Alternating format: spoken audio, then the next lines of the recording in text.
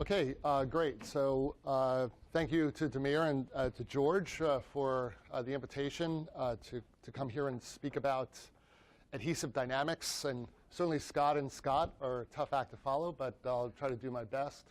I want to start by giving the acknowledgement. So the work I'm going to talk about today was done by graduate students and postdocs in my lab.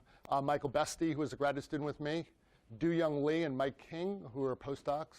Mike King is currently on the faculty at Cornell. And Kelly Caputo, who is a graduate student of mine. And this work is supported by NHLBI and NIAID. So there's a lot of overlap between what Scott Simon talked about and what I'm going to talk about. But I'm going to focus more on the modeling of these processes. So we're also interested in the inflammatory cascade. We're interested in how do cells know where to stop?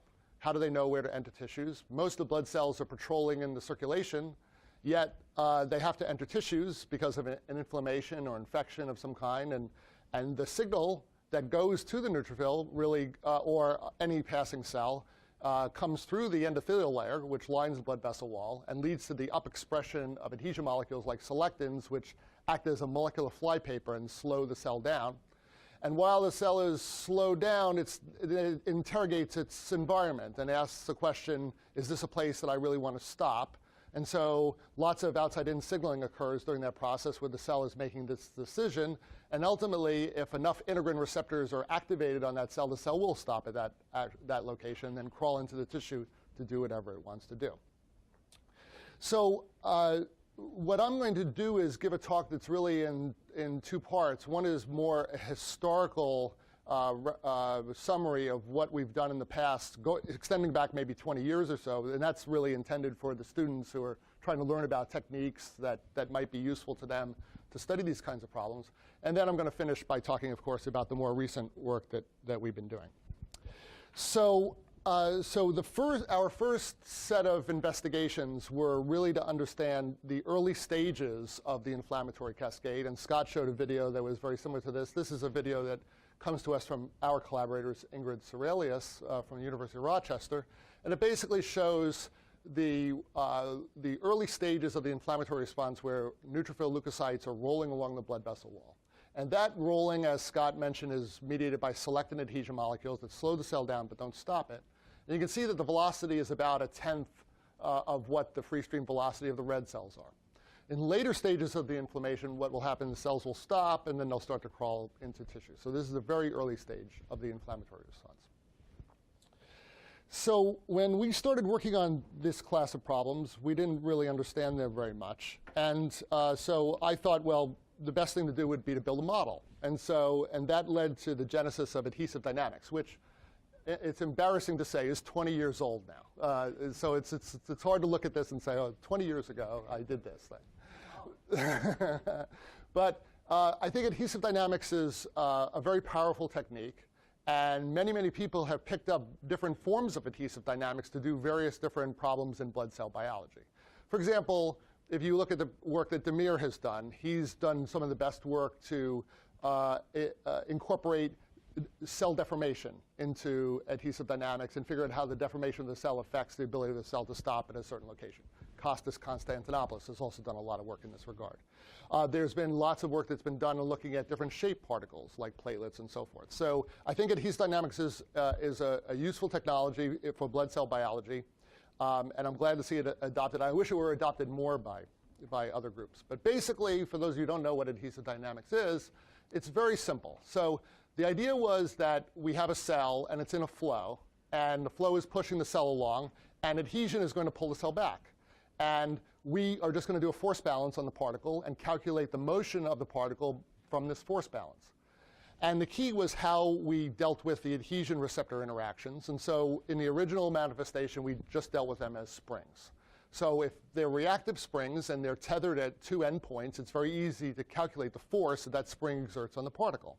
And if we sum up over all of the forces of all of the springs, we can calculate the ensemble force that they all exert and therefore calculate how the cell is going to move.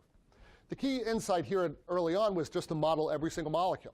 So we didn't have any intuition as to how this worked. We just said, well, we're just going to put in every molecule in the system and we're just going to keep track of where they are. Now, two other things to mention about this is, one is the rheology of the molecule turns out to be really important, as I'm about to emphasize. Whether it's strong or weak or how quickly it breaks, that's really a critical feature to this. Any rheology that you want to posit about the molecules can be easily put into adhesive dynamics because it's a modular technique. If you said, well, I don't believe it's a spring, I believe it's I believe it follows a power law material, you can put that in very easily. The other is that the method is stochastic. So the method basically says that there's a probability for every event to occur in every time step, and we're going to sample random numbers in order to determine whether that probability is realized or not. So either a bond has a probability of forming, or a bond has a probability of breaking, and whether that probability is realized depends on the random number sampling. So in that sense, it's very much like Brownian dynamics, for those of you who have ever done Brownian dynamics simulations. So we can put that all in, and we can calculate how this cell is going to move over a surface under flow.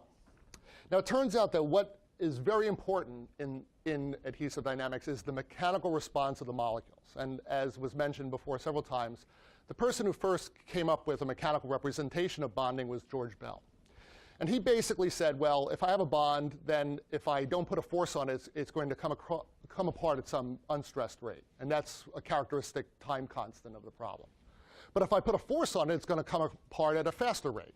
And there's got to be some coupling between the structure of the molecule and how quickly the molecule gives way. And that coupling is somehow embedded in the structure, and it's in a single length parameter, which I call gamma here. It's the length to the transition state, or we call it the reactive compliance. It's really the sensitivity of the bond to the force. The bigger that parameter is, the more sensitive the molecules are to the force. Another way to think about these parameters is that the smaller they are, the stronger the molecules are. So the smaller the unstressed off rate, the smaller the reactive compliance, the stronger the molecules are going to be. So a simple way to see that is that if you do simulations and just change those parameters, you can get any dynamic state of adhesion that you could imagine occurring on a surface under flow just by changing those and those alone. So here are simple simulations of the velocity as a function of time for sets of molecules that in the ensemble have increasing bond strength, smaller values of those parameters. And you can see if they're very small, cells will just hit surfaces and bind. One of the manifestations of adhesion you would expect. When cells hit the surface, they could just stop. But there are other manifestations that you can see. If you make the bonds weaker, they might stop for a while, then roll forward, then stop, then roll forward. So every possible dynamic state can be realized by changing these parameters. By the way, what is happening in rolling is pretty simple. So in rolling, as is shown in this little illustration, is that bonds are forming at the front of the contact zone and breaking at the back at a rate that's very tightly regulated. And so this pictograph that was generated by Mike King shows that. This is increasing with time as we go down here. And this is a snapshot of the contact zone between a particle and a surface where every molecule is being modeled as a line segment. And the blue ones are close to their unstressed state, and the red ones are being stressed. Okay? So what you can see is that as time goes on, all of the stresses are in the back edge of the contact zone. And as the particle moves forward, or the cell moves forward, the bonds move to the back of the contact zone. And you can see the progressive convection to the back where the bonds form, they convect to the back, and then they break. If you just add up all of the molecules that are in the contact zone at any time, that's the right panel. It's the number of bonds as a function of time. And you can see because the method is stochastic, that number fluctuates around some average. And then in the middle panel, we can calculate the velocity. And the velocity is anti-correlated to the number of bonds. In other words, when there's a minimum in the number of bonds, there's a maximum in the rolling velocity, because the bonding is what's slowing the particle down. Okay. So how can we, in some concise way, describe all of the different dynamic states of adhesion that could be seen as a function of these two magical parameters I talked about? And we can describe that in what we call a state diagram. So in a state diagram, on one axis we have this unstressed off rate, and the other axis we have this reactive compliance. And what we're claiming is that with everything else being equal, I can get every dynamic state of adhesion described in this concise representation just by changing those two parameters. So it means that if there were a large value of these parameters, I'd get no adhesion because the molecules are weak. If I have small values of these parameters, I'd get firm adhesion because the molecules are strong.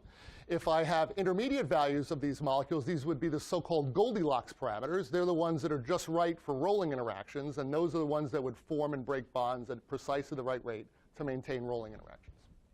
And these symbols are independent measurements of these parameters that were done by various labs, McKeever's lab, Springer's lab, Alon's lab, and so forth, that map directly to the region of the state diagram that is consistent with rolling interactions. In other words, these are molecules that are known to give rise to rolling, and they map right to the right region. So what this means is also that if I wanted to change the dynamic state of adhesion, I have to change these parameters somehow.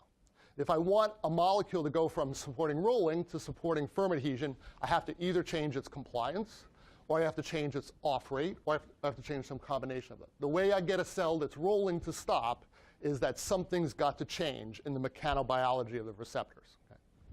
Now, one other point I want to make about this slide is that the entire calculation is done at one value of the on rate. And so that means that every horizontal line on this graph is a locus of constant chemical affinity, the ratio of the on rate to the off rate. And you can see that along this horizontal line, I could get any dynamic state of adhesion. I could get firm adhesion, no adhesion, or rolling. And that shows that the chemical affinity is not the determinant of the dynamics of adhesion. It's the mechanical response to the molecule that really governs it, not the KD. Normally, we would talk about the KD as the strength of the molecule. The KD has nothing to do with how cells are going to adhere. OK, so that's kind of a summary of what has happened in the past in adhesive dynamics. Now, what we're really interested in now in our lab is how do we integrate signals into adhesive dynamics, signaling pathways like the ones you just heard about from both Scott and Scott. And so the simple idea here is that we're going to keep track of the dynamic state of receptors on the surface of the cell. And the receptor that you heard about today was LFA1, which is one of the beta-2 integrins. And that's a molecule that exists in two states, as Scott very nicely pointed out. And it can go from being a resting molecule that mediates weak adhesion to an active, mechanically strong molecule that mediates strong adhesion. And we're going to figure out some way to keep track of which receptors are in which state as we do this calculation. Now, separate than what I'm going to show you about integrating the signaling network, we already know how many molecules have to be in a certain state in order to get the cell to stop. Because several years ago, Sujata Bhatia did this calculation, which we call the neutrophil activation state diagram. It's a somewhat complicated diagram, but hopefully I can explain it very simply. The idea is, if a cell were going to stop, what is required to make it stop? What would have to change about the integrin to make the cell stop? So the integrin can react faster. So the integrin on rate could go up, or there could be more integrins, or the integrins could be stronger. The strength of the integrin is denoted by each one of these lines, where each one has a different reactive compliance. So for a given reactive compliance, everything to the right of the line would give you firm adhesion. But when the molecule changes its conformation and becomes mechanically stronger, that's equivalent to this curve shifting to the left. In other words, the reactive compliance becomes smaller because the molecule becomes stronger, and a much larger region of the state diagram is captured into that envelope. That means many more molecules will give rise to firm adhesion. It's a way of demonstrating that if the molecule changes its conformation, the cell is more likely to stop. And we know precisely how many molecules have to change their conformation in order to get the cell to stop. OK, so how are we going to build in these signaling networks? It actually turns out to be straightforward. Now, Scott's knowledge of signal transduction in leukocytes is well beyond mine, but I'm going to give you kind of a generic description of this. So several years ago, Lowell and Abraham wrote a review that showed this change in conformation of an integrin from its weakly adherent state to its strongly open configuration where it could strongly bind its ligand. And the pathways that give rise to this change in conformation really can come from two possible sources, at least two sources, maybe more. So one possible source is through chemokine ligation. So there's a chemokine receptor on all of these cells I'm going to be talking about. And if a chemokine ligand binds to it, then there's a flow of information into these signaling pathways, all heading through a molecule that's known as RAP1-GTP. And that leads to the activation of various things inside the cell. It could be tailin binding to one side of one chain of the integrin. It could be RAP-L binding to the other. It could be the molecules that Scott was talking about, some combination thereof. The level of sophistication of our modeling just now is that there's one effector that turns the receptor on. So we can always change the models to be more sophisticated as we learn more about the signaling pathways. Again, that element is also going to be modular. But nevertheless, what we want to do is we want to figure out how do we quantify this flow of information into the integrin to cause it to go to the on state. So what we would like to do is integrate adhesive dynamics and signaling together in one package. The adhesive dynamics deals with the mechanics of the adhesion, and we also want to integrate the signaling network and then have the two work together. That would be a natural thing to want to do. So basically, what we're going to do is embed a signaling network that looks something like this into adhesive dynamics. And so in most of these problems, certainly all of the very clean in vitro experiments that we can do and lots of the experiments that occur in biology, there's some chemokine that's being presented on a surface, like IL-8, as was shown in the neutrophil case. And that's going to bind to a chemokine receptor, and then there's going to be a flow of information. The flow of information is going to go through a G protein, through several intermediaries, diacylglycerol being a very important one of those intermediaries. Then we're going to simplify the cascade that activates the integrin to RAP1 to RAP-L to activating the LFA1 into its on state. Okay? So we're just going to model that simple pathway in adhesive dynamics. And how we're going to do that is by discretizing the interior of the cell using a method called the next subvolume method. So basically, we're going to take the entire interior of the cell, we're going to make little voxels out of it, and we're going to simulate every single chemical pathway that I described in the previous slide in every single voxel using a Gillespie-like method. And what we're going to do is keep track of what the state of molecules are in each individual voxel, and also look at the movement of molecules from voxel to voxel inside. So just a full simulation again, now of all the signaling molecules in tandem with all the adhesion molecules. And then we have this integrated method, which involves all the signaling dynamics, which is in one module of the C++ routine, and then adhesive dynamics, which is in the other. And we're going to go back and forth between the two using a common Gillespie counter that tells us which step are we going to simulate at what point in the simulation. So maybe in a certain step, the next thing to do is to recalculate signaling processes. Then later on, it might be to do a step in the adhesive dynamics and so forth and go back and forth between the two. Okay? And this was work that Michael Bestie did for his PhD thesis. So one of the questions I always get about this is about parameterization. So this is the actual signaling network that we put into the models. This is kind of our discretization view of the cell. And what we did was obtained lots of parameters from the literature because parts of the signaling network have been intensely studied. Because as Scott mentioned, calcium dynamics are a very important part of that network. And because calcium dynamics have been studied in great detail, we know lots about the parameters independently of anything that we've done that govern certain key steps, certainly early on in the signal transduction pathway. For anything that we don't know independently, we're going to curve fit, or we're going to do sensitivity analysis and determine what those remaining parameters are.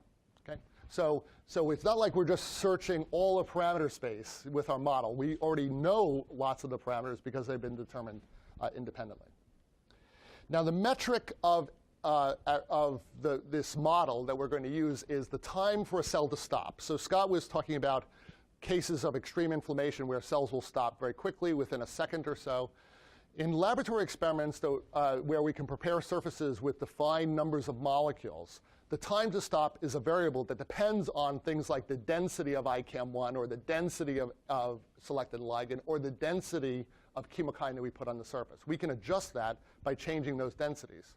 The standard experiment that we do with Jurkat cells or T cells or neutrophils or HL60 cells is that we watch cells come into the field of view and then they roll along the surface for a period of time and then they stop.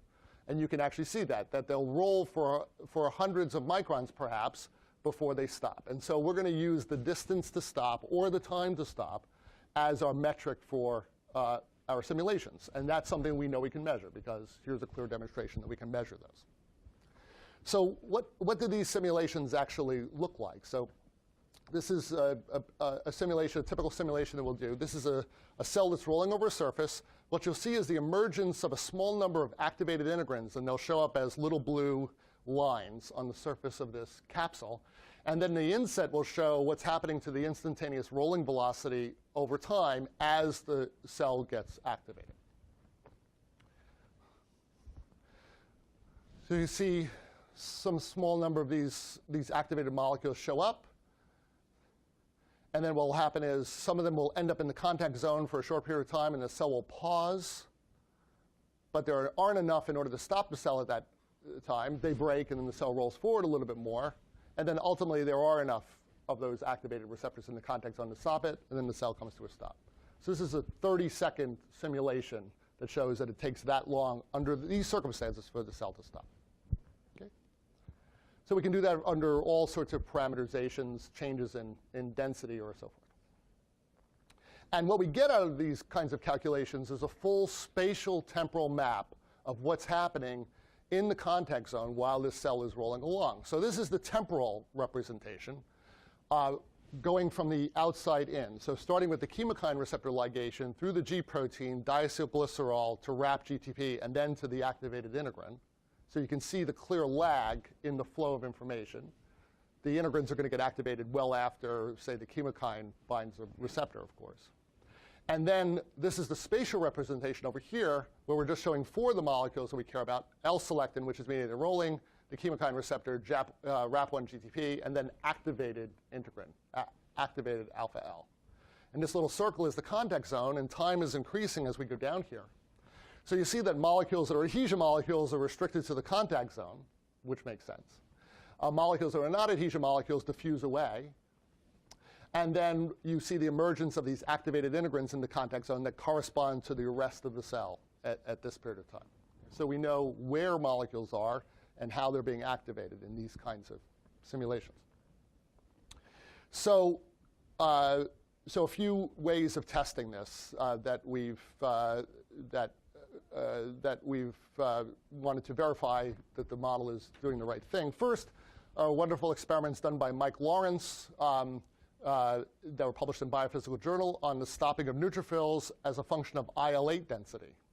So, and his calculations, his measurements were the distance to stop as a function of IL-8 density, and they're shown in the hash bars here. Of course, the fewer IL-8 molecules you have on the surface, the less activation of the cell, the longer it takes for the cell to stop. That makes sense. And our simulations are shown in the open bar, and they correspond to that very nicely in that range. But also, we can do calculations that extend well beyond the range. And one of the predictions here is that if you use very high densities of IL-8, there's some saturation limit. That you're only going to be able to, for this set of parameters, this set of integrin ligands, selectin ligands, you're only going to be able to activate the cell so quickly, even if you had lots and lots of IL-8 on the surface. Then we could do predictions that haven't been tested yet. So the classic experiment that we could do would be a RAP-L knockdown. So that's why I was asking Scott about the knockdown experiment, because one would like to knock down the effector of the integrin and say, how much longer does it take for the cell to stop? So this is the time to stop, or the distance to stop, shown both on this graph, as a function of the ratio of RAP-L to LFA1, which would be equivalent to doing a RAP-L knockdown. So if we were to knock down the effector molecule of the integrin, we would find that it would take much longer for the cell to stop along this quantitative path that we predicted. This experiment hasn't been done. Maybe Scott can do it. Okay. So now one of the things that we become very interested in is chemokines, because we're kind of skirting between 2 different leukocytes here. For neutrophil leukocytes, the chemokine that's important is IL-8. But for T cells, they have a much more complicated chemokine identity. So they'll carry lots of different chemokine receptors with them and be activated by lots of different chemokines. And so we've been asking lots of questions about what is required to get cells to stop when you put chemokines on surfaces. And so this is a very complicated slide. It'll take me a little while to go through it. But this is basically the effective chemokine density on leukocyte adhesion. So basically, the first question we wanted to ask, is it important that the chemokines occupy the receptor, or is it important that the chemokines occupy lots and lots of receptors? In other words, is it better to stay with a chemokine receptor for a long period of time, or to engage lots of different chemokine receptors? And the way to see that is that one can plot the occupancy, which has this simple way of describing it here. This is the occupancy as a function of chemokine concentration. CC is chemokine concentration. Or the turnover, which depends on binding and unbinding the chemokine receptor. And you can see they have 2 very different physical maps. But then if you go to do the simulations of cell stopping, they look very much like the occupancy graph. In other words, it suggests very strongly it's important that the chemokine occupy the receptor, not that you get the turnover of the receptor. The second is that you can ask the question, how does the time to or distance to arrest depend on the number of chemokine receptors or the off rate of chemokine receptors. So obviously, if you have lots of chemokine receptors and the off rate is very low, the time to stop or the distance to stop will be short. If you have very few chemokine receptors and the off rate is very large, it'll take you a long time to stop. So we know that kind of synergy. And then finally, one of the big questions in T cell biology is, why do T cells go to certain places in the body? Why do they go to one place versus another? If the chemokine receptors were always on, the cell would always stop whenever it encountered chemokine receptors. There has to be selectivity. Where does the selectivity come from? The selectivity comes from the combination of the chemokine affinity and the chemokine concentration. Because if those are high, adhesion is very strong, and T cells will bind everywhere. It's important that chemokines be of lower affinity and of lower concentration so that the chemokines can selectively sort out which T cells it wants for a particular circumstance. OK, so finally, one of the questions I always get about these calculations is, did you do sensitivity analysis? How do you know which parameters are important to control the dynamics of adhesion? Of course, we've done sensitivity analysis. We've done local and global sensitivity analysis. The global sensitivity analysis paper is in preparation, but we've done the local, and this is a representation of the local sensitivity analysis. So it turns out that these reactions turn out to be very important controllers of the local sensitivity of the system. And so for instance, the conversion of RAP1 GDP to RAP1 GTP is very important. And you can see that because when you go back and do the simulations, if you look at the time to arrest as a function of the conversion of RAP1 GDP to RAP1 GTP, there's a very strong dependence of that time to stop on the reaction rate of that conversion. But one other thing that emerges from this sensitivity analysis, you see a molecule that's very important here in lots of steps. It's diacylglycerol. It shows up here, here, and here, and all the very sensitive steps. And to explain why that is, if you just take the leukocyte and look at the stripped down signaling pathway, just the kind of the basic flow, the superhighway of information that goes from the chemokine receptor to the ligand, the key intermediate is diacylglycerol. It's right in the middle. So anything that takes away diacylglycerol is going to decrease adhesion. And an enzyme that takes away diacylglycerol is diacylglycerol kinase. Okay? So if we could knock out diacylglycerol kinase, we should get a gain of function mutation because more information would flow to the receptor. So the simulations show that. If we knock out diacylglycerol kinase, what we see is that the time to stop will go down. This is the wild-type simulation showing about 15 minutes to stop. If we do diacylglycerol kinase, the variant of diacylglycerol we're modeling is diacylglycerol kinase zeta knockouts. When we take that out, the time to stop will go down. That's from the simulation. Okay. But how do we test that? So we have a collaboration with Gary Koretsky in immunology at Penn, and he has a diacylglycerol kinase zeta knockout mouse. So we took T cells from that mouse, did these rolling to firm adhesion experiments with that knockout mouse, and sure enough, we found that those mice display a gain of function mutation. And you can see that here by looking at the time or distance to stop. The gray bars show the wild-type response, and the yellow bars show what happened with the diacylglycerol kinase knockout. That is, the time to stop and the distance to stop both go down when you remove that key enzyme. And the two correspond quantitatively to each other. So this was published a year or so ago in Integrated Biology. And you'll also note that the simulations and the experiments also show that there's no change in the rolling velocity because diacylglycerol doesn't affect the rolling dynamics. It only affects the activation of the integrin. So with that, I'm going to just finish with one slide that tells you what we're going to do in the future. I already did my acknowledgments when we started. But we're very interested now in the chemokine receptor pathways and the G proteins that take those signals and convert them into effective intracellular signals. And we've done a simple review of the literature looking at all of the kinds of diverse dynamics that can occur just with 2 chemokine receptors and 2 chemokine ligands. And the kinds of dynamic interactions you have are very complex. 12 different kinds of dynamic responses that you can get that for which there's evidence in the literature that could be operating underneath all of these blood cell dynamics. So to us, the new frontier to go forward is to look at multiple chemokine receptors and ask the question, how do they communicate with each other? What kind of crosstalk is there in these chemokine systems? And how can we then model the complexity of G-protein interactions within the context of these adhesive dynamics models? So with that, I thank you very much.